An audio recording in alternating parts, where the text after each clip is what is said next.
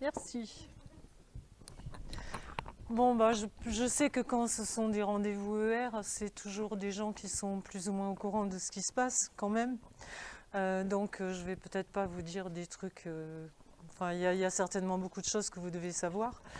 Euh, En fait, on part du constat que les gouvernements nous disent tous que tout va bien, que notre système de santé est le meilleur du monde et que tout baigne, les instances font attention à nous.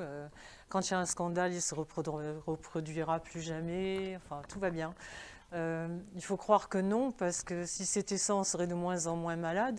Or, on s'aperçoit qu'on est de plus en plus malade et que ce qu'ils font ne nous aide pas à aller mieux, quoi. Donc il y a un problème. Euh, on s'aperçoit aussi qu'on est attaqué de partout, c'est-à-dire on est attaqué physiquement, mentalement, on est attaqué économiquement, spirituellement, moralement. Donc il y a quand même quelque chose qui va mal au Royaume de France. Et en fait, si on regarde simplement les chiffres, ils sont terribles. C'est-à-dire un enfant sur 440 aura le cancer avant l'âge de 15 ans, dont la moitié avant l'âge de 5 ans. Un enfant sur 58 est autiste maintenant. Un tiers des gens de moins de 60 ans va développer un cancer dans les années qui viennent. Et une personne en meurt toutes les 3 minutes en France. Donc voilà, c'est pas très gai. Il y a aussi 18 000 personnes par an qui meurent d'accidents dus aux médicaments. Il y a 150 000 hospitalisations pour les effets iatrogènes des médicaments. Euh, il y a aussi toute la pollution due à la nourriture, aux épandages, aux ondes. Enfin, on est un peu cerné de partout, disons. Je pense personnellement que les êtres humains n'ont jamais été aussi attaqués et empoisonnés à une aussi grande échelle, et qu'on est plutôt des cobayes mutants. On ne sait pas trop là, ce qui va advenir de nous et surtout de nos enfants. Et d'autant que les études montrent qu'en fait, l'augmentation des maladies est proportionnelle au niveau de développement d'un pays ou d'une civilisation. Un enfant qui naît, par exemple, en France, a plus de 50 substances nocives dans le cordon ombilical. Donc c'est quand même pas rien. Et en fait, ce qu'on nous dit, c'est que c'est en fait le même plan partout. C'est-à-dire, on nous dit que notre corps est imbécile, qu'il ne peut pas se défendre tout seul, donc on veut gaver nos enfants de vaccins. On nous dit que la création ne marche pas, que les semences ne marchent pas, il faut prendre des semences OGM, que les animaux ne savent pas se reproduire comme il faut faire l'insémination artificielle, etc. En général, la création est attaquée dans tous les sens et surtout nos enfants au travers des vaccins, c'est déjà la première chose. Parce que quand on regarde ce qui se passe dans les vaccins, là il y a le professeur Joyeux qui est monté au créneau, vous avez tous vu la pétition qu'il a fait, enfin, qui circule. C'est contre l'aluminium dans les vaccins. Alors il est certain que l'aluminium c'est excessivement grave. Mais il n'y a pas que ça. Alors, je vous en reparlerai plus tard. Les vaccins, quand on les regarde les uns après les autres, sont tous aussi. Enfin, c'est le principe vaccinal qui est mauvais, quoi. Pourquoi? Parce que dans les vaccins, d'abord il y a des tas de substances nocives. Il y a tous les adjuvants qui sont plus ou moins cancérigènes et dangereux pour nous.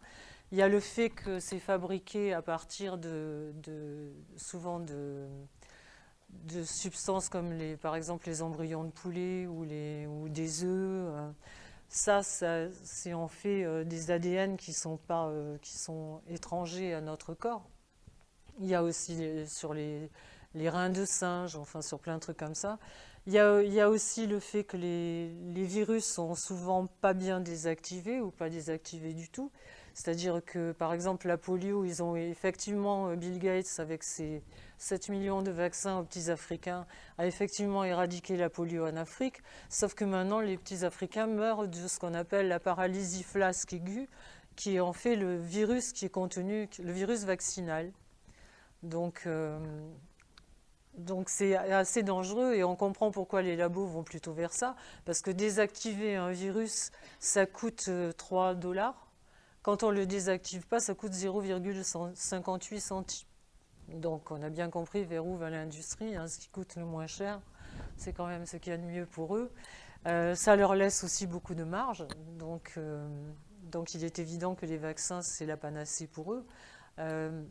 C'est le directeur de Merck qui disait il y a une quinzaine d'années ou 20 ans que c'était dommage de pouvoir vendre des médicaments et de la pharmacie aux gens qui étaient malades, que le jour où on pourra en vendre aux gens en bonne santé, ce serait vraiment le jackpot. C'est effectivement ce qu'ils font avec les vaccins.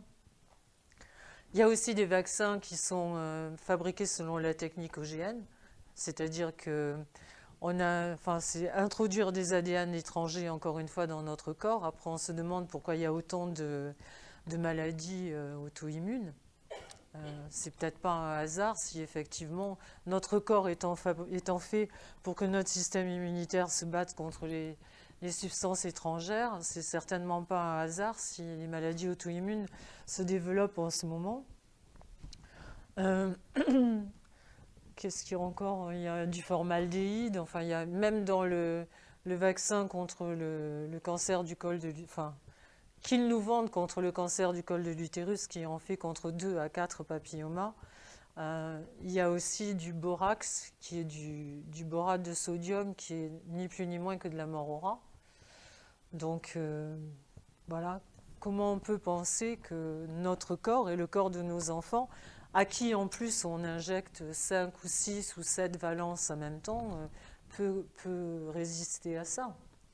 Et effectivement, en plus, c'est assez incompréhensible parce que par exemple, le vaccin de l'hépatite B à des enfants de 2 mois, quand on sait que l'hépatite B s'attrape surtout par le sexe, on voit mal comment les enfants de 2 mois ont besoin d'être vaccinés contre l'hépatite B. Quant au tétanos, c'est Sylvie Simon qui me l'a appris, et je suis tombée le jour où elle m'a dit ça. En fait, le tétanos, la maladie n'est pas immunisante. Donc à quoi ça sert de se faire vacciner? Ça sert à rien. Je veux dire, puisqu'on peut attraper la maladie plusieurs fois, il n'y a pas de raison, le vaccin ne sert strictement à rien.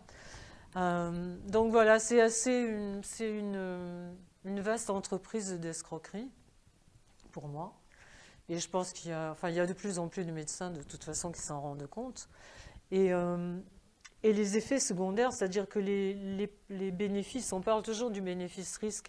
Le bénéfice des vaccins n'a jamais été prouvé. Par contre, les effets secondaires sont gravissimes pour des tas de gens. Enfin, par exemple, l'hépatite B, il y a 80 000 enfants sur des fauteuils roulants avec des scléroses en plaques. Le vaccin contre le papillomavirus, alors qu'on envoie les petites filles qui sont en bonne santé se faire vacciner en leur disant qu'elles n'auront pas le cancer, enfin, que ça leur évitera un cancer de l'utérus, c'est scandaleux parce que c'est contre 2 à 4 papillomas. On en a une centaine dans le corps qui s'éliminent le plus souvent tout seuls. Donc c'est mettre faire prendre des risques à des enfants. Je veux dire qu'ils sont dingues pour 2 à 4 papillomas qui peut-être n'auraient jamais dégénéré en cancer, mais qui par contre vont avoir des effets secondaires gravissimes. Ces enfants ont des cancers, ont des lupus généralisés, ont des kystes sur les ovaires. On leur dit, c'est pas grave, on va vous enlever l'ovaire, mais après elles sont stériles parce qu'elles n'ont plus d'ovaire à 18 ans. Enfin, voilà quoi. Donc, je trouve personnellement que quelque chose qu'on inocule à des enfants en parfaite santé devrait être au-delà de tout soupçon, devrait être complètement sain et sans risque. Or, l'industrie continue à nous le vendre en nous disant qu'il n'y a pas de risque parce que les risques ne sont pas prouvés, soi-disant. Mais quand il y a la même maladie qui se répand dans le sillage d'un même produit, le fameux principe de précaution dont il nous parle sans arrêt, ça ne devrait pas être pour l'industrie, ça devrait être dans le sens du malade. C'est-à-dire, s'il y a un risque, on devrait arrêter immédiatement et faire des études. Or, les études nous sont constamment cachées. C'est-à-dire que quand une étude, par exemple, il y a une étude KIGS qui a eu lieu en Allemagne par l'Institut Corps, qui est sur 18 000 enfants, qui prouve, 18 000 enfants, c'est pas rien, hein, suivis pendant 3 ans, qui prouve que les enfants non vaccinés sont en meilleure santé que les enfants vaccinés, pour tout. Pour les problèmes de vision, ils portent moins de lunettes, ils ont moins d'asthme, moins de problèmes respiratoires, ils n'ont pas toutes les maladies qu'ont les enfants vaccinés, ils n'ont pas de maladies auto-immunes. Les Amish, par exemple, qui sont contre la vaccination, ils n'ont absolument aucun effet secondaire, enfin il n'y a pas d'autistes, par exemple, chez les Amish. Donc si la communauté scientifique était vraiment honnête, je pense qu'il devrait se pencher sur ce genre de résultats. Alors pourquoi est-ce qu'on en est là? Parce que quand on regarde comment marchent les instances de santé, on se rend compte par exemple que l'AFSAPS, qui est devenue l'Agence nationale de sécurité alimentaire, de sécurité des médicaments, est sponsorisée, enfin est financée à 83% par les labos. Les 3/4 des experts qui travaillent ont des conflits d'intérêts gravissimes, alors dissimulés bien évidemment. Par exemple, ils ont une société de loi 1901, eux ne touchent rien du laboratoire, mais ils ont une société de loi 1901 qui va toucher X millions pour acheter du matériel, etc. Donc, je veux dire, il faut être franchement con pour ne pas voir le lien. Tout le monde, tous les gens qui ont une société ou qui sont travailleurs indépendants savent très bien ce que ça veut dire. Donc voilà.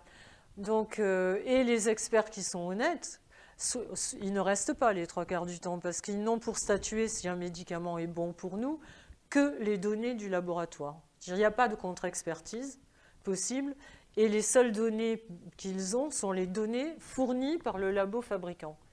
Parce que le reste est considéré comme secret d'industrie, donc on n'y a pas accès. Donc il est bien évident que les labos ne vont pas arriver en disant « Regarde, on a 3 études, il y en a 2 qui sont pourries. » Évidemment, ils ne les montrent pas. Donc tout ça fait qu'on nous ment à grande échelle, parce que quand il y a un scandale comme le Mediator, ou comme là, comme ça commence avec le garde asile, etc., on nous dit « Mais dormez tranquille, vous pouvez dormir sur vos 2 oreilles. » Les instances de santé veillent sur vous. Comment elles peuvent veiller sur nous? Puisqu'elles n'ont pas le droit elles n'ont pas les moyens de faire de contre-expertise. Donc c'est pipeau. Voilà, il faut le savoir. Pourquoi on en est là? On en est là parce qu'en fait, on se rend compte que moi, quand j'ai écrit le complot mondial contre la santé, au départ, ça ne s'appelait pas du tout comme ça. J'ai juste enquêté pour moi, pour savoir ce qu'il fallait faire sur le vaccin du H1N1. Et quand j'ai commencé à voir ce que je trouvais, d'abord, je n'y ai pas cru. J'ai pensé que mes facultés étaient un peu atteintes et que je comprenais mal. Ce n'était pas possible que ouvertement, officiellement, il se passe ce qui se passait.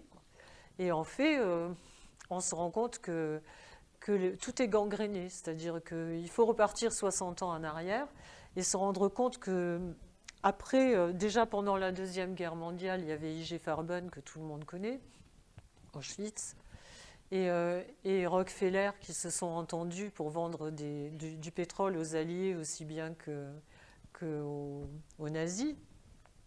Si on remonte un peu plus loin, on s'aperçoit aussi que l'eugénisme vient de certains instituts anglais et que ça a été transféré en Allemagne et que c'est devenu la doctrine d'Hitler, mais en fait c'était dans les mœurs de ces petits noyaux d'élite bien avant.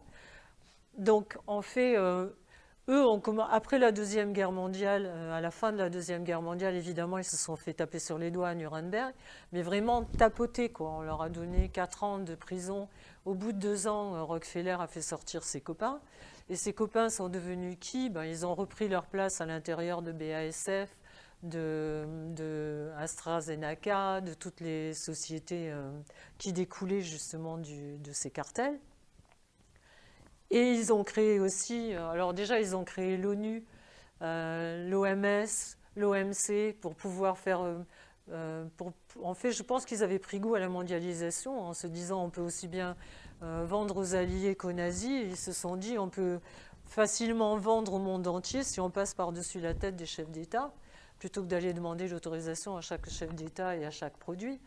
Donc ils ont très intelligemment créé l'ONU en nous disant après la guerre, il n'y aura plus de guerre si on fait l'ONU.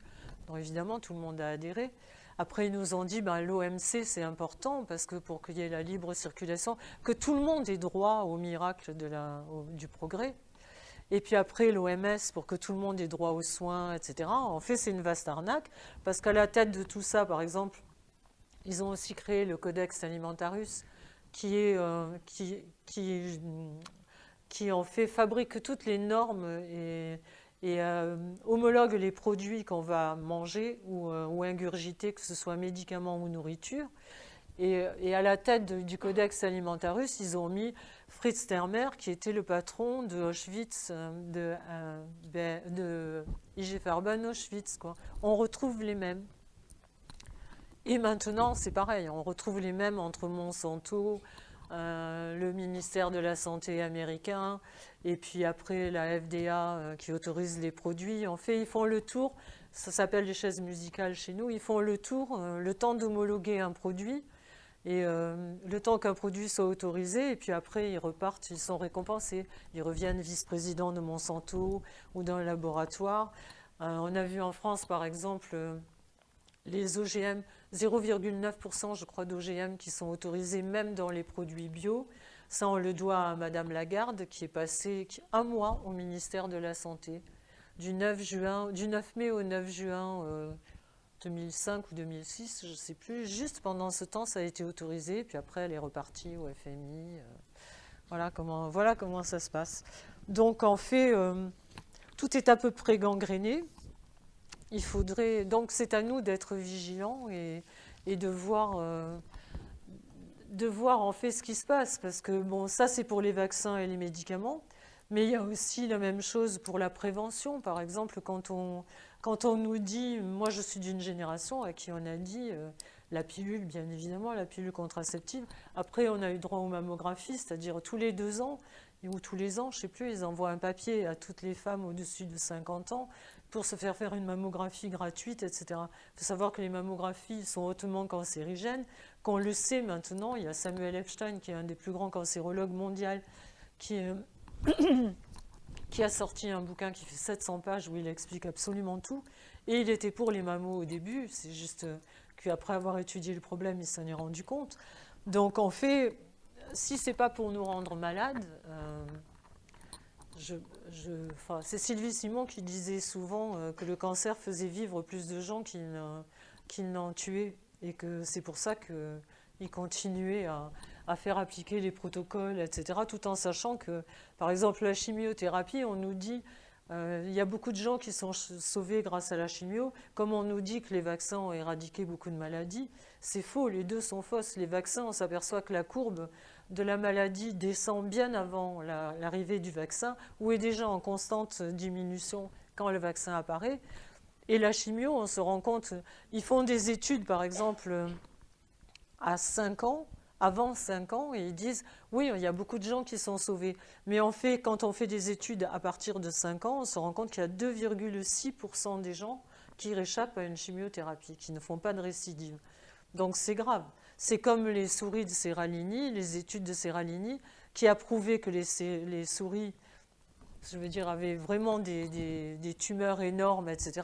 Et on a dit que son histoire, c'était du pipeau, c'est pas vrai et tout. Mais en fait, Serralini est le seul qui a fait des études sur 2 ans, alors que toutes les études que nous donnent les labos, c'est sur 2 mois ou 3 mois. Or, les problèmes arrivent à partir du 4e au 6e mois. Donc c'est encore une façon de nous embrouiller et de nous faire avaler des tas de couleuvres.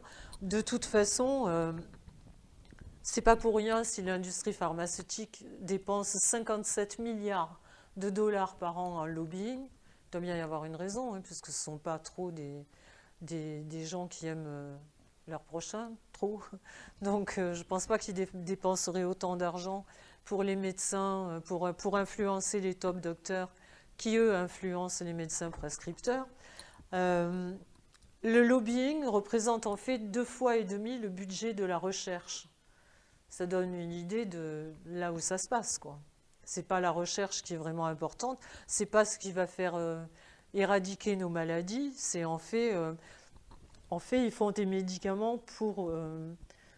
ils font pas des médicaments pour soigner nos maladies, ils font des maladies et ils créent ensuite le médicament qui va vendre le plus. C'est-à-dire ou la maladie qui va vendre le plus. À ce sujet, il y a un truc qui est très intéressant. La dernière maladie qui vient d'être homologuée dans il y a un livre aux États-Unis qui répertorie toutes les maladies neurologiques. Et la dernière maladie qu'ils viennent d'homologuer, c'est le non-conformisme. Alors, quand on sait que, par exemple, il y a eu une loi ou un décret sous Sarko, je ne sais pas, par exemple, qui disait que on pouvait interner des gens s'ils étaient néfastes à la société, etc. Si d'un côté, quand on est arrogant et non conformiste, on peut être jugé malade mental, ça va commencer à être chaud pour nous. Voilà, c'est juste une anecdote en passant. Bien évidemment, c'est la même chose. Quand j'ai commencé d'enquêter sur le complot, je me suis dit après, mais alors si c'est comme ça sur les vaccins et sur les médicaments, est-ce que c'est la même chose sur la nourriture? En fait, quand on regarde la nourriture, ben, c'est pareil, on fait le même plan, c'est-à-dire qu'ils nous ont sucré, de plus en plus, ils nous enlèvent toutes les semences que les paysans se passaient de génération en génération et de récolte en récolte. Et les seules semences qui sont en vente sont soit celles qui sont homologuées justement au Codex Alimentarius, qui coûtent très cher pour être homologuées. Donc il n'y a que à peu près que les grandes multinationales, les grands semenciers qui peuvent payer ça. Et eux, et les OGM, c'est-à-dire tout ce qui va s'autodétruire après la récolte et va forcer les paysans à acheter de nouvelles semences. Donc quand on nous dit que les OGM qu'il faut absolument les OGM parce qu'il faut nourrir l'humanité, de toute façon, c'est que des mensonges, donc c'est pas très compliqué. À côté de ça, je regardais là pour ma dernière enquête ce qu'ils appellent les biocarburants, qui sont en fait des nécrocarburants, mais si vraiment c'est un souci de nourrir l'humanité et s'il faut des OGM pour nourrir l'humanité, pourquoi est-ce qu'ils font des hectares et des hectares et des hectares de champs de céréales pour fabriquer des carburants? Si c'est vraiment un truc, je veux dire, vital de fabriquer de la nourriture, et s'il n'y a pas assez de terre pour fabriquer de la nourriture pour les gens qui ont faim, pourquoi est-ce qu'ils en font de l'essence? Enfin, je veux dire, tout est comme ça. Il suffit... En fait, il suffit juste d'un peu de logique pour voir qu'ils se foutent de notre gueule à un niveau qui est absolument... c'est la même chose pour les animaux. Je suppose que vous êtes tous au courant de la malbouffe et des élevages industriels et du fait qu'ils sont bourrés d'hormones. Il y a les pesticides et les OGM dans la bouffe des animaux d'élevage. Parce que bien évidemment, l'hypocrisie en France, c'est qu'on ne peut pas soi-disant cultiver d'OGM, mais on peut les importer. Donc vous imaginez bien que toute la viande industrielle, elle n'est pas nourrie avec des céréales bio, hein, elle est nourrie avec des OGM. En plus, les conditions sanitaires sont tellement dégueulasses qu'ils sont bourrés de vaccins, bourrés d'antibiotiques, bourrés de tranquillisants, parce que sinon ils ne pourraient pas rester dans les cages et dans les conditions dans lesquelles... Je ne sais pas si vous avez vu les veaux, c'est absolument immonde. Ils sont dans des espèces de vents, comme les vents pour un cheval, et ils sont là, parqués pendant 4 mois, sans sortir, sans pouvoir bouger. Je veux dire, comment on peut bouffer des trucs pareils? Il faut absolument boycotter tout ce qui est viande industrielle. Les poules, elles sont tellement les unes sur les autres qu'on est obligé de leur couper le bec, à vif bien évidemment, hein, pour pas qu'elles se tuent entre elles. Quand ils les enlèvent, elles ont souvent les pattes qui restent accrochées parce qu'elles sont sur des clés qui sont comme ça pour que les excréments puissent s'écouler. Donc elles sont tellement agrippées comme ça pour pas tomber que quand vous restez 80 jours comme ça, quand on les enlève pour nous les donner, pour les donner dans les grandes surfaces, elles ont les pattes qui restent accrochées. Après, on nous vend les filets tout seuls. C'est immonde, c'est juste immonde, l'élevage industriel. Donc, en dehors du fait que c'est pas bon du tout pour nous, mais karmiquement, je me demande qu'est-ce que ça fait d'être complice d'une telle chose vis-à-vis des animaux, quoi. Je crois que c'est pas faire de la sensiblerie, c'est comment on peut traiter des animaux comme ça. Jamais depuis que le monde existe, les humains et les animaux n'ont été traités comme ils le sont, quoi. Je sais que ceux qui sont là, vous êtes déjà réveillés, mais quand même, il serait temps que l'humanité se réveille, quoi. Cela dit, vu qu'ils empoisonnent nos enfants à longueur de journée, j'imagine que ça leur fait rien d'empoisonner les animaux. Mais bon, c'est comme la nourriture pour nos chiens et nos chats, qui est faite avec les poussins qui passent direct dans les broyeurs, vivants, avec les plumes, tout vivant. Je veux dire, comment on peut cautionner ça, quoi? Et bon, j'avoue que c'est quelque chose... il faut aller voir une fois un reportage ou entrer une fois dans un élevage industriel. Je vous jure qu'après, vous n'y touchez plus. Hein. C'est... Bon, après ça, c'est ce que je pense maintenant. Il y a 4-5 ans, quand on me disait « Mais alors, vous pensez qu'ils veulent nous tuer ?» Je disais « Oh non, parce qu'ils veulent trop nous faire consommer. » Mais maintenant, je pense que l'étau se resserre vraiment gravement. Parce que c'est le même plan partout quand on regarde la crise économique. C'est la même chose. Ils ont confisqué les semences, ils ont confisqué la reproduction animale. Avec la crise économique, ils ont confisqué le blé. Parce que, enfin, notre argent. Faut pas se leurrer, le plein emploi et tout ça, ils n'en ont rien à faire. Ça fait longtemps que c'est décidé. C'est Zbigniew Brzezinski, qui est l'éminence grise de tous les présidents américains depuis 60 ans. Il en a 87. Il est toujours le conseiller d'Obama. Zbigniew Brzezinski. Il a dit il y a 25-30 ans qu'on allait vers la société du 20-80. C'est-à-dire que 20% de la population suffirait à faire marcher le système des élites et que 80% ne servirait donc à rien, puisqu'ils n'auraient pas d'emploi, pas de fric, puisqu'ils n'ont pas de métier, donc pas de loisirs, enfin il n'y aurait rien à leur vendre. Donc il fallait dans un premier temps faire passer le tititainment, en anglais c'est tits pour la poitrine, et entertainment, c'est-à-dire bercer les gens, comme on berce les enfants dans les bras d'une mère. Parce que je m'étouffe. Et c'est-à-dire nous endormir. Et il le dit bien dans son bouquin, ça s'appelle Le Grand Échiquier. Il dit il faut donc se servir du tititainment pour endormir les gens physiquement et mentalement. Et physiquement, on le voit bien avec la nourriture, tous les additifs alimentaires, etc. Et mentalement, on voit bien ce qu'on a comme programmes télé qui sont faits pour nous rendre vachement intelligents.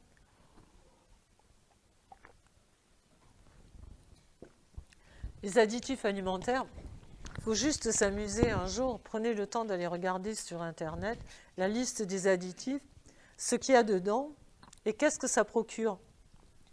Parce que vous, si vous invitez, je ne sais pas, si vous invitez 8 personnes chez vous un soir et que le lendemain, il y a 8 personnes malades, il va y avoir une enquête de police, on va vous dire mais il y a intoxication alimentaire, mais c'est éventuellement, je veux dire, un homicide involontaire, enfin il va y avoir une enquête.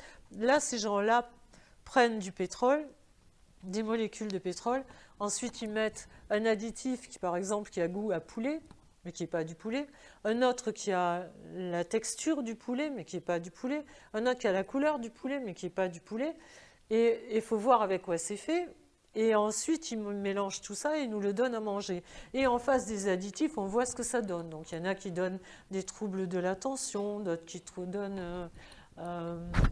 qui sont cancérogènes, d'autres...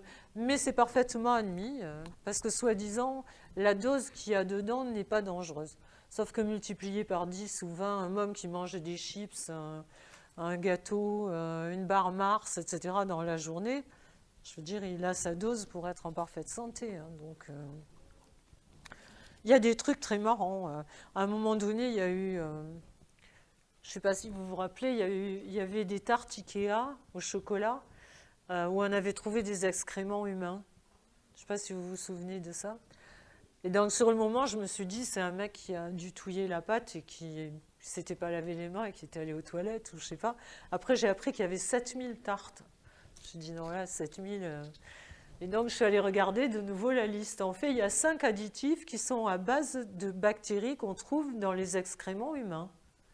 C'est autorisé, ils ont l'autorisation de mise sur le marché. Et alors, du coup, il y en a à base d'urée. En ce moment, enfin, depuis 2-3 ans, là, il y a une société américaine qui maintenant est cotée en bourse, etc., et qui est montée en flèche, qui a des contrats avec des sociétés comme Pepsi, Kraft, etc., qui fait de la gélatine pour les bonbons bon marché pour les enfants, que vous connaissez tous. Ils récupèrent les fœtus de femmes qui avortent et ils se servent des cellules de rein ou je sais pas quoi. Donc, c'est intéressant quand même de savoir qu'on nous fait bouffer du fœtus, du caca, et que tout ça est autorisé. Donc après, je ne sais pas comment on pourrait être en bonne santé, quoi. Et tout ça mis bout à bout avec tout ce qui se passe au fur et à mesure, c'est-à-dire là, je viens d'enquêter pendant 3 ans, j'ai failli pas en sortir tellement ce que je trouvais était horrible, sur les chemtrails, tous les épandages qu'on nous fait à longueur de journée, où on nous dit bien évidemment que c'est pas vrai et que c'est de la vapeur d'eau. Et bien si c'est vrai, c'est pas de la vapeur d'eau, parce que j'ai mis vraiment 3 ans et j'ai retrouvé des preuves. Il y a des preuves, il y a des documents déclassifiés de l'armée américaine qui datent de 1975 et qui ont été déclassifiés en 2004 et qui expliquent bien, qui écrivent noir sur blanc, qu'ils ont épandu sur Las Vegas, sur Corpus Christi, sur le Marineland, sur plein d'endroits. Moi, j'habitais les États-Unis à l'époque, j'habitais en Californie, donc j'allais souvent chez les Indiens et je m'arrêtais à Vegas. Et je me souviens très bien des gens à Vegas qui gueulaient en disant regardez ce qu'on épand au-dessus de nos têtes, etc. Bon, à l'époque, ça ne me traumatisait pas plus que ça. Donc, mais là, j'ai retrouvé les preuves. Donc, ces gens-là disaient bien la vérité.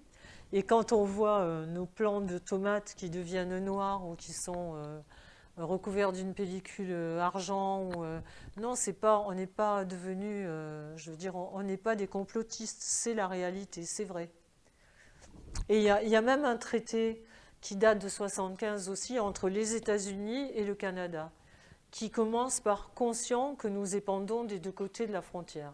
Donc, je suis désolée, à moins que les États s'amusent maintenant à faire s'amusent depuis un moment à faire des traités entre eux pour des choses qui n'existent pas, je vois pas très bien comment ce serait possible, quoi.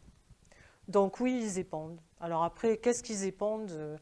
Ils épandent du strontium, du barium, et de l'aluminium, plus tout ce qu'ils veulent, qu'on ne sait pas. Parce que par exemple, en Nouvelle-Zélande, ils ont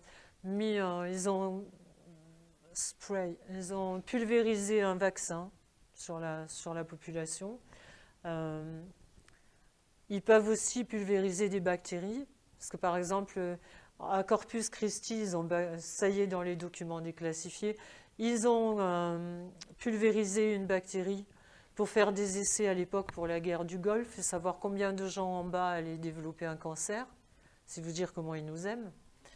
Et en fait, ce que je ne comprenais pas, c'est qu'ayant habité les États-Unis pendant 15 ans ou 13 ans, je me disais, je sais que là-bas, les avocats sont tout de suite là, dès qu'il se passe quelque chose, ils font des class action et qui réunissent les gens. Et je me disais, mais comment ça se fait? Il y a ces documents déclassifiés, que les journalistes le savent, comment ça se fait qu'il n'y ait pas eu de class action? Et en fait, je me suis tapé il y a un traité qui s'appelle ENMOD, E-N-M-O-D, qui est un traité de non-prolifération des armes chimiques, qui a été signé par tous les gens, par l'ONU, qui a été fait par l'ONU, signé par tous les gens qui appartiennent à l'ONU. Et ce traité dit qu'il est interdit d'épandre, de se servir des armes chimiques. Mais alors c'est très subtil l'embrouille, parce que c'est interdit sur ses ennemis. Et quand on lit le traité jusqu'au bout, il y a un moment où il y a écrit, par contre, c'est autorisé sur votre propre population à but pacifique et à but de test pour pouvoir les protéger plus tard. C'est-à-dire qu'en fait, ils vous balancent une bactérie sur la gueule pour savoir ce que ça va faire, pour pouvoir vous protéger si un jour il y a un terroriste qui a l'idée de vous balancer une bactérie. Voilà. Donc c'est quand même assez pitoyable, surtout pour nous, quoi. Qu'est-ce que j'ai regardé aussi ces derniers temps? Les ondes, bien évidemment, c'est une catastrophe. Donc tout ce qui est Wi-Fi, je suis assez amie avec Mark Filterman qui a écrit Qu'est-ce qu'il a écrit? Les armes de l'ombre en 2002, où il décrit tout ça, déjà les micro-ondes, Et ça fait 3 ans qu'ils me disaient arrête avec le Wi-Fi, enlève le Wi-Fi chez toi, reviens. D'ailleurs, eux n'ont pas de portable, hein, ils sont tous avec des téléphones filaires, etc. Et je me disais oui, il faut que je le fasse, oui, il faut que je le fasse, mais j'étais en train de travailler sur mon ordi. Et ben, je peux vous garantir que quand j'ai enquêté sur le sujet, je l'ai fait. Au bout de 3 mois de l'enquête, j'ai tout remis en filaire chez moi. Je n'ai plus aucune Wi-Fi. J'ai même fait venir quelqu'un pour la pollution électrique et électromagnétique. C'est absolument innommable. C'est-à-dire que, par exemple, une femme qui est enceinte et qui s'amuse avec une tablette et qui la tient, par exemple, comme ça, les 100 premiers jours de la grossesse, c'est le moment où le fœtus, si c'est une fille, développe le capital d'ovocytes, c'est-à-dire les 400 000 ovocytes qui vont être son capital génétique pour ses propres enfants. Et ça irradie, les 100 premiers jours de la grossesse, ça irradie complètement le Wi-Fi, les ovocytes.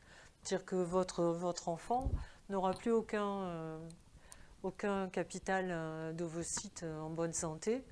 Quand on met ça bout à bout avec les pesticides qui rendent les gens stériles, les ondes aussi, il y a les études de Montagnier aussi, de Luc Montagnier, qui a repris les études de Benveniste sur la mémoire de l'eau. Je ne sais pas si vous avez vu ça.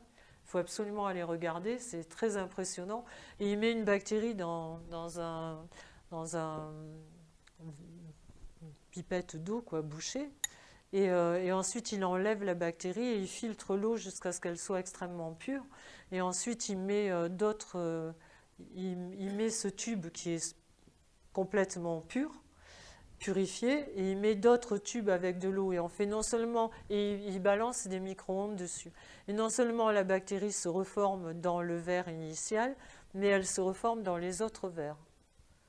C'est-à-dire que alors je ne sais pas là où il en est de ses travaux, mais enfin c'est très inquiétant justement le fait qu'on soit soumis au micro-ondes sans arrêt, parce que notre corps contient des bactéries, notre intestin a plein de bactéries, etc., qui sont dormantes et qui ne nous feront jamais rien, sauf que soumises au micro-ondes, elles se réveillent.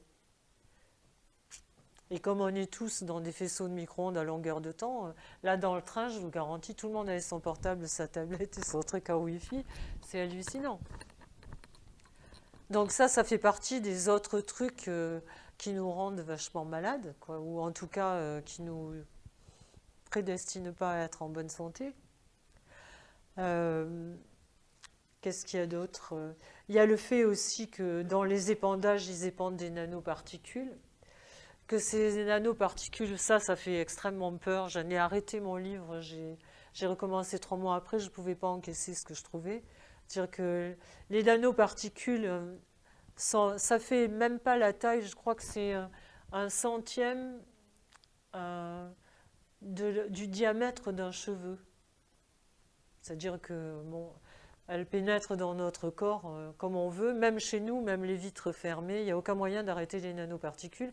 Or, quand elles s'auto-dupliquent et elles s'auto-assemblent dans notre corps, et elles sont activables à distance. C'est-à-dire que si le jour où ils vont décider d'appuyer sur le bouton et de nous dire tous au garde à vous, je ne vois pas trop comment on peut y échapper.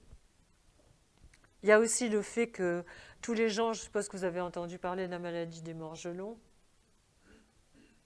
Non ?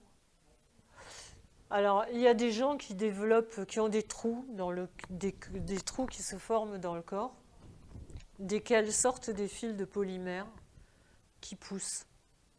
Alors évidemment, comme tous les gens qui ont des effets secondaires des vaccins, etc., quand ils vont voir le médecin, on leur dit que c'est dans la tête, qu'ils sont complètement cinglés. Et il est bien évident qu'il y a beaucoup de gens qui ont comme rêve d'avoir des fils de polymère qui leur sortent de la peau, on s'imagine. Et donc, c'est des plaies qui ne se referment pas, et donc des fils comme ça. Et quand on analyse, ceux qui ont fait des analyses, des biopsies de l'endroit où il y a c'est pas une tumeur, c'est une espèce de, je ne sais pas comment ça s'appelle, une nécrose. Quand ils ont fait des analyses, des biopsies de ça, et des analyses de résidus de chemtrails, on trouve dans les deux l'agrobactérium. L'agrobactérium, c'est ce qui sert à coder pour tous les OGM. C'est ce qui fabrique les OGM. C'est-à-dire la seule qualité de l'agrobactérium, c'est d'être mutagène. La seule fonction, c'est d'être mutagène. Donc quand on repart du début, on s'aperçoit qu'on met dans le corps de nos enfants des ADN étrangers, et ensuite on nous balance dans le corps, soit par les épandages, soit par les OGM. On ne sait pas, est-ce que c'est les épandages qui répandent l'agrobactérium, ou est-ce que c'est en mangeant des OGM que les gens se retrouvent avec l'agrobactérium dans notre corps. En tout cas, l'agrobactérium n'a pour fonction que d'être mutagène, et elle se retrouve dans notre corps avec des ADN qui ne nous appartiennent pas, plus notre ADN, donc on ne sait pas ce que ça va faire non plus. Et donc voilà, les nouvelles ne sont pas très bonnes. Et il y a aussi, pardon.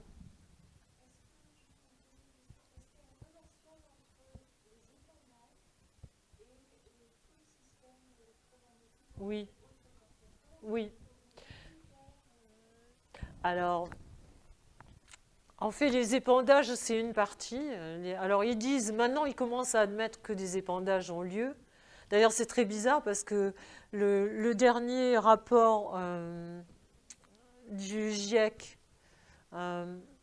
qui nie les épandages, qui nie complètement les épandages, il y a deux paragraphes où ils disent qu'il ne faudrait pas les arrêter, qu'il ne faudrait pas arrêter de lutter contre l'action solaire et le réchauffement climatique, sinon ça deviendra pire. Alors moi qui ai l'esprit mal tourné, je me dis que s'il ne faut pas arrêter, c'est que ça a commencé. Sinon, je ne sais pas, ça me paraît juste logique. Donc, pour en revenir à votre question, oui, il y a d'un côté les épandages. Alors, ils nous disent maintenant, ils commencent à nous dire que c'est pour lutter contre le réchauffement climatique qu'ils balancent des particules d'aluminium et que les rayons du soleil, en se reflétant sur les particules d'aluminium, reviennent vers l'atmosphère. Je ne crois pas du tout, après 3 ans d'enquête. Je pense que c'est eux qui trouent la couche d'ozone, avec justement les systèmes HARP et tous les systèmes de surveillance. Est-ce que vous êtes au courant de HARP? Et je suppose que les 3/4, vous devez savoir. Oui, non? C'est-à-dire qu'ils balancent des ondes à haute fréquence, et ensuite ça revient en micro-ondes sur nous. C'est ce qui leur permet de regarder, de scanner la Terre déjà, de savoir ce qu'il y a sous la Terre. C'est-à-dire qu'il ne peut pas y avoir de base souterraine sans qu'ils soient au courant. Ça leur permet de suivre les sous-marins en mer, etc. Nous, ça troue la couche d'ozone. C'est pas nous, c'est pas nos petites voitures diesel qui trouent la couche d'ozone, je vous le dis tout de suite, ni les vaches qui pètent. Hein. C'est pas possible. Parce que, par exemple, on se rend compte juste un chiffre, l'armée américaine, tous les jours, dépense 2,6 milliards de gallons, c'est-à-dire multiplié par 4 litres, de fuel dans l'atmosphère. C'est pareil pour le réseau HARP. Et HARP, il faut savoir qu'il y a une dizaine de HARP comme HARP en Alaska, il y en a une dizaine dans le monde. Il y a un gros système GAINAP qui est en Nouvelle-Zélande, il y en a un en Russie, il y en a un en Sardaigne, en Sicile, enfin il y en a plein. Donc si vous multipliez 2,6 milliards, 2 milliards 600 millions multiplié par 4 litres, multiplié par tous les autres systèmes, vous imaginez bien que c'est pas parce qu'ils vont faire la circulation alternée ou les vaches qui vont péter que les jours pairs et pas les jours impairs, que ça va changer quoi que ce soit au réchauffement climatique. C'est du foutage de gueule. C'est juste pour nous rendre responsables, pour qu'on se dise « merde, on est responsable, donc qu'est-ce qu'on peut faire ?» Accepter une nouvelle taxe, bon, voilà. Donc, et donc, en fait, le barium, quand ils épandent du barium, c'est justement parce que c'est conducteur et que ça permet au système, ça permet aux informations de passer par exemple de HARP en Alaska à celui qui est en Nouvelle-Zélande. C'est-à-dire, si vous regardez bien ce que font les chemtrails, avant la traînée se défaisait au fur et à mesure que l'avion avançait. La traînée qui était à la queue de l'avion se défaisait au fur et à mesure que l'avion avançait. On a tous vu ça, les traînées. Maintenant, quand on regarde, la traînée ne s'en va pas, elle se défait comme ça. Et elle s'agglutine avec la traînée de l'avion à côté. Et ça fait comme une espèce de couvercle regardez le ciel, on n'a plus les nuages d'avant, on a un couvercle.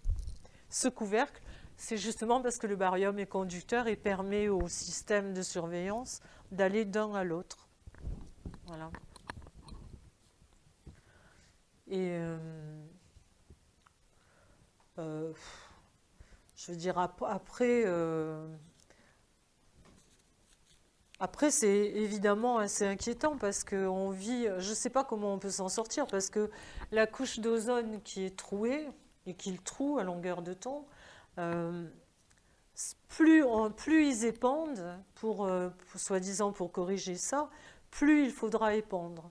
C'est-à-dire que là, quand on regarde les fous furieux américains qui s'occupent de ça, on se rend compte qu'ils sont prêts à balancer des milliers de mètres cubes de sulfate ou de tout dans l'atmosphère, parce que plus ils épandent, plus ça troue la couche, et plus ça troue la couche, plus il faut qu'ils épandent pour réparer leur truc. Donc il y a un moment où ça va forcément nous péter à la gueule, parce que ça crée des phénomènes qui vivent tout seuls, c'est-à-dire ça crée un réchauffement ça crée un réchauffement qui accentue par exemple la production de méthane dans les océans. Or le méthane, ça a une durée de vie qui est, je crois que c'est 23 fois la durée de vie du gaz carbonique.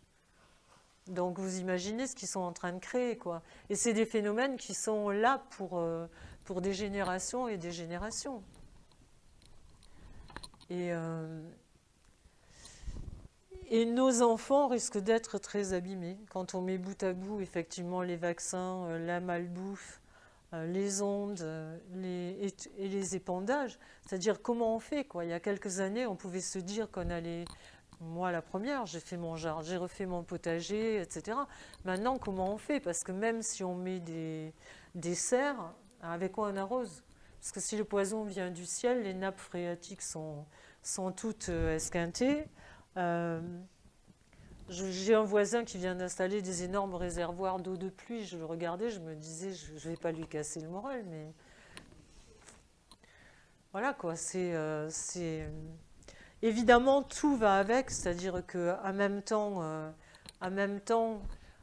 pour finir la boucle, pour vous montrer à quel point c'est grave, c'est qu'en même temps, il y a aussi des barjots qui travaillent sur le transhumanisme, c'est-à-dire que ces mêmes gens sont persuadés que la création, elle est naze, que notre corps est trop bête pour prendre soin de lui-même. Donc,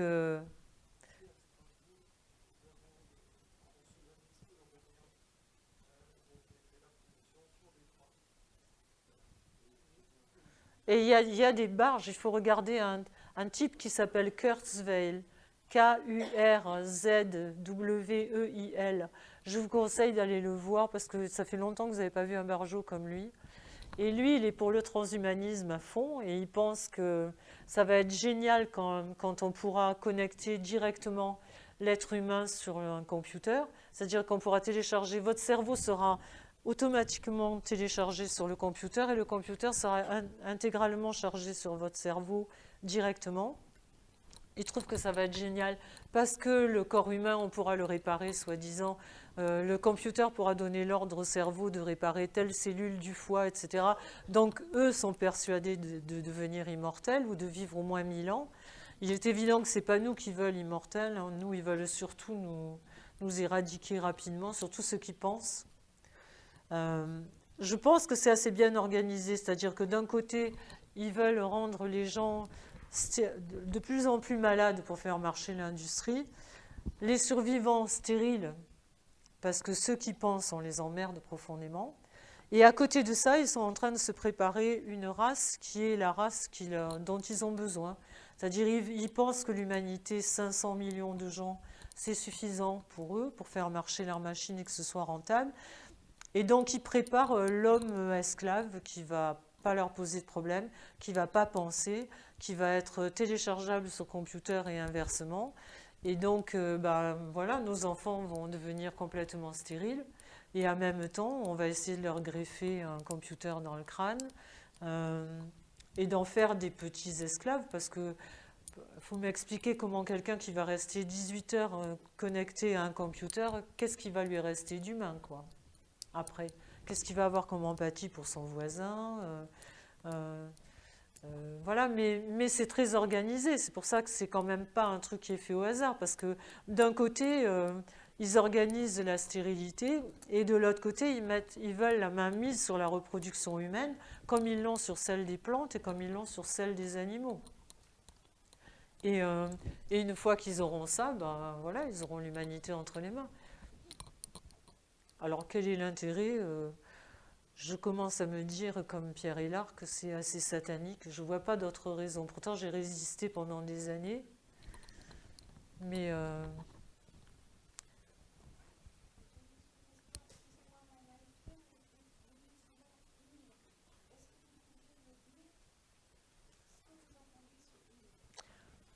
alors, c'est les quelques familles d'élite qui probablement tiennent le monde et qui ont créé les organismes qu'on connaît comme le Bilderberg, etc.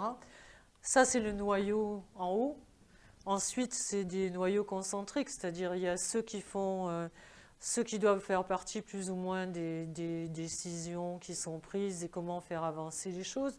Ensuite, il y a le noyau d'exécutants. Et puis après, il y a tous nos journalistes, nos hommes politiques, etc., qui sont invités, qui viennent prendre leurs ordres au Bilderberg et qui le répondent. C'est pour ça que nous, des fois, on ne comprend pas, parce qu'on nous dit, mais ils luttent pour le plein emploi, mais alors pourquoi ils font ça? C'est complètement débile.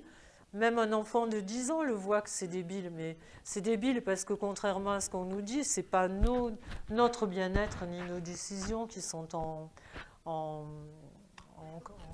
qui sont dans la balance.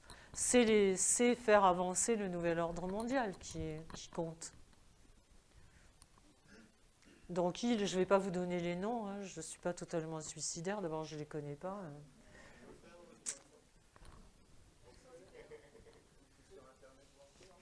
Oui, voilà.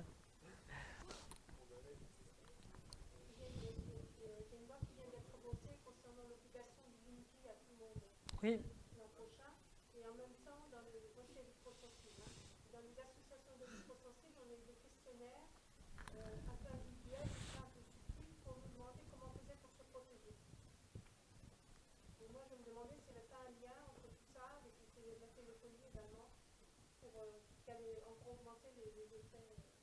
Ah bah si, certainement. Parce que Linky, c'est un mouchard déjà, on le sait. Hein. C'est-à-dire, ils vont savoir à quelle heure vous faites votre lessive, s'il y a 3 personnes qui ont pris des douches chez vous le matin ou s'il n'y en a qu'une. Enfin, c'est un instrument de surveillance extraordinaire. Et en plus de ça, c'est extrêmement nocif. Extrêmement. Ouais.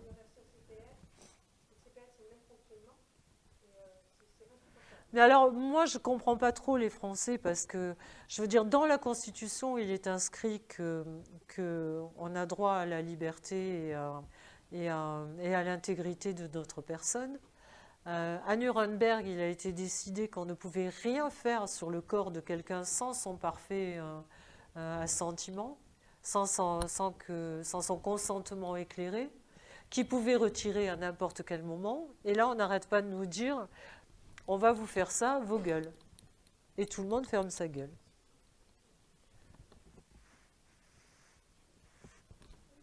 Qu'est-ce qu'on peut nous faire pire qu'empoisonner nos gosses? Or, les gens, je veux dire, il y a eu Charlie Hebdo, c'est très triste. A priori, la mort de gens, c'est toujours très triste. Mais je veux dire, il y a eu 1 million de personnes dans la rue qui ne savaient même pas qui était Charlie Hebdo. Et on empoisonne nos gamins, on est en train de nous dire non, mais ce n'est pas les parents qui ont les droits sur les enfants, c'est l'État, parce que l'État donne des informations formelles, les parents, ce sont des informations informelles. On est en train de nous retirer, je veux dire, la responsabilité sur nos enfants, d'essayer de dire qu'on va pouvoir les vacciner avec leur assentiment d'enfants de 10 ans. Je veux dire, on peut les retourner comme on veut, les influencer comme on veut. Personne ne bouge. Donc, je ne vois pas ce qu'on peut faire pire aux parents que ça.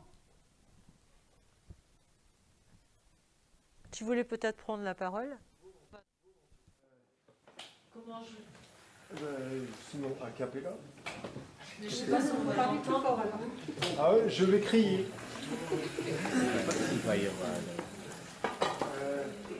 Donc je suis... Bonjour tout le monde. m'entendez? Oui. Bon, je suis Nicolas, je suis malade depuis que j'ai été vacciné contre l'hépatite B. Tout simplement, c'est pour mon bien, paraît-il. Ah, C'est dans ta tête, hein, surtout. C'est le stress.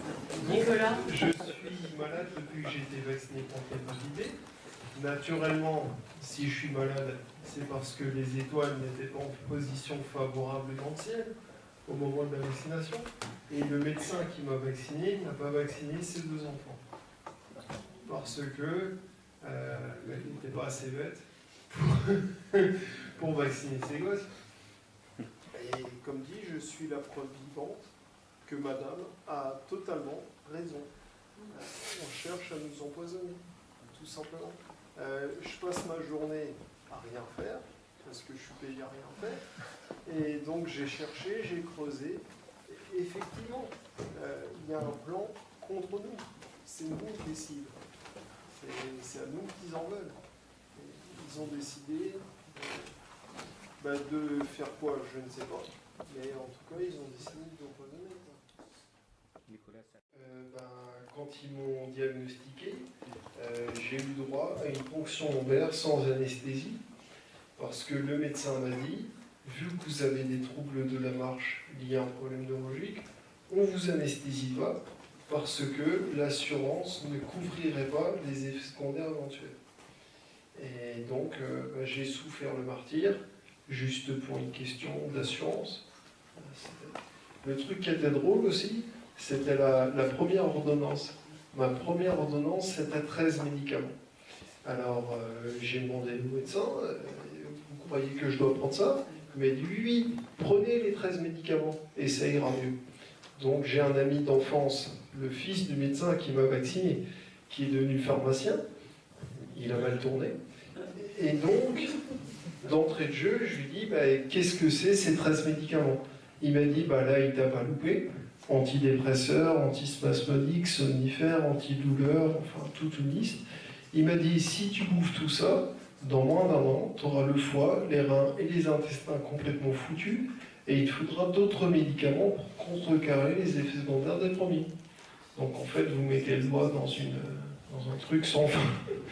Alors il m'a dit, écoute, t'as ton herbe, ça fait la même chose, au moins l'herbe, on est sûr, c'est utilisé depuis 6000 ans par les Chinois, donc tu peux y aller sereinement. C'est ce que j'ai fait, et ça m'a conduit au tribunal, naturellement, puisque j'ai été dénoncé par un touriste allemand qui passait par là, et qui avait vu des plantes par la fenêtre.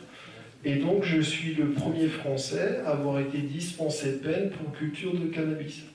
Donc moi j'ai le droit. Toi, non. Mais moi, c'est dingue quand même.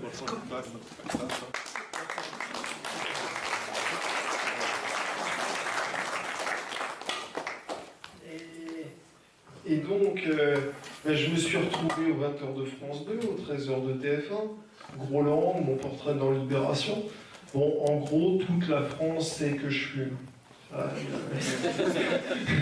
Il n'y a plus de doute. Mais ce qui était drôle, c'est qu'à la fin de ma garde à vue, le policier m'a rendu mes graines.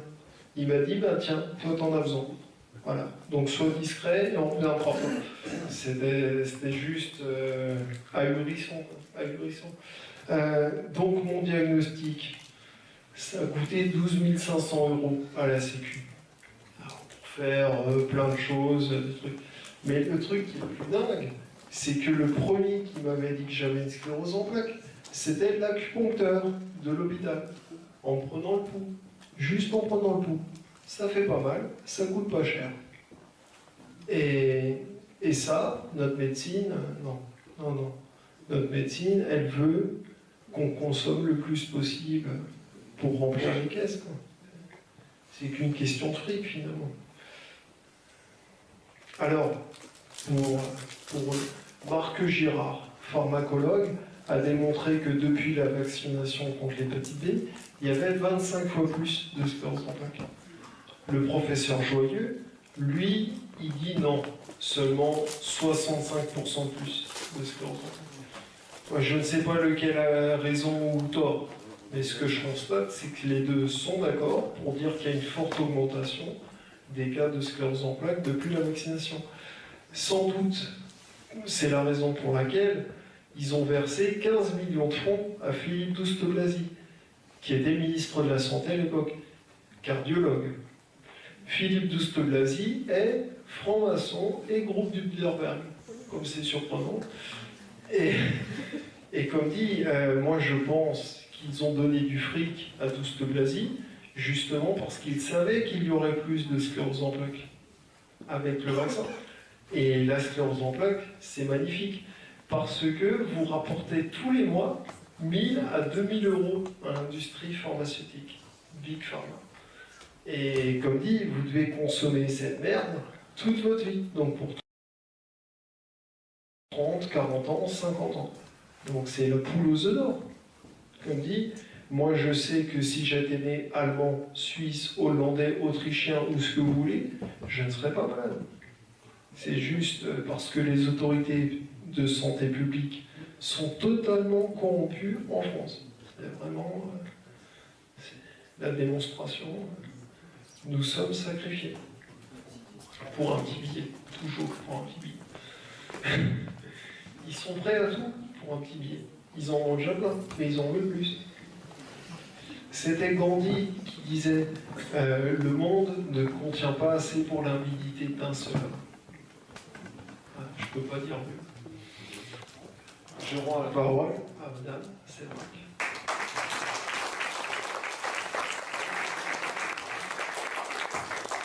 Je vous ai assez plombé l'après-midi.